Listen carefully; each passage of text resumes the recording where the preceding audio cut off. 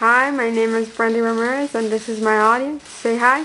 Hi, how are you? My name is Brendi Ramirez and today I will be talking about colony collapse disorder.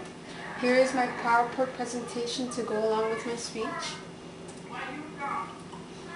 As of a few years ago, there were some reports about the disappearance of honeybees. As the years have gone by, the number of honeybees have progressively decreased, and scientists have no real explanation why this is all happening.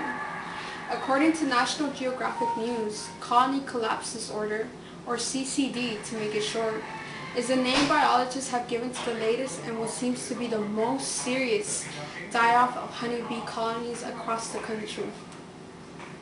According to Organic Food for Everyone, decline in honeybee populations in the U.S. and elsewhere signals a major environmental imbalance that could have far-reaching implications for our agricultural food supply.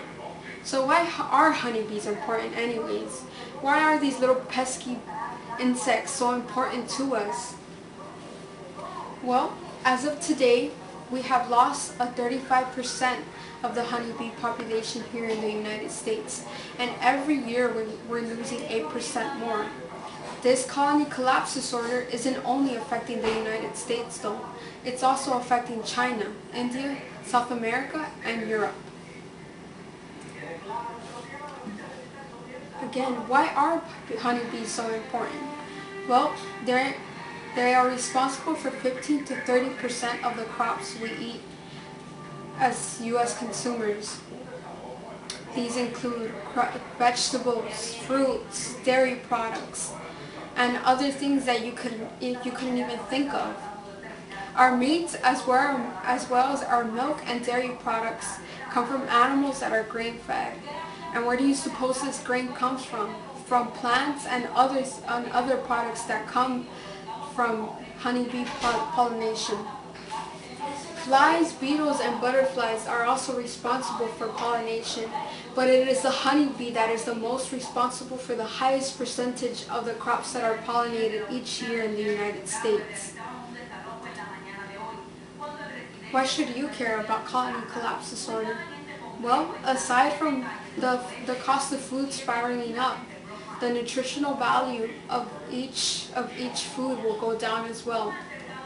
Today, we hear everywhere that organic food is much more better than food that has been fertilized and have been added to pesticides and everything like that. But how are we going to have organic food if we don't have honeybees to pollinate it? What is causing colony collapse disorder? Well, as of today, we have no real reason, and scientists have found no real reason to why colony collapse disorder has happened.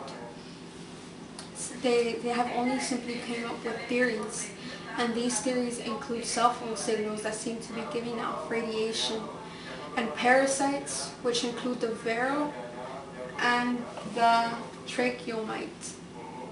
These parasites seem to be killing off the young honeybees and may be responsible for colony collapse disorder. Other theories also included our intensive farming methods. So who is being impacted directly by colony collapse disorder other than the bees themselves? Well, farmers and beekeepers are. For the first time in 80 years, beekeepers had to import bees from other countries. And as of today, they're paying $180 per hive when they were once paying $3 per hive. This is a skyrocketing shift of 60 times more. And farmers today are also being impacted by colony collapse disorder.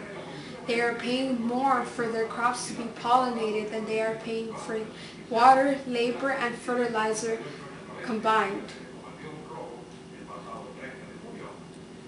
So what can you do to help? Well, according to PBS's Nature Group, you can, number one, become a backyard beekeeper yourself. As of today, research shows that there are half as many beekeepers as there were 2 decades ago. Number two, Become more closer to nature. Cultivate crops in your backyard or anywhere you can that you know will attract honeybees, which they will be able to pollinate. And number 3, give bees a voice. You can go to your local senator or write to your local state representative and tell them to fund colony collapse disorder research. Thank you.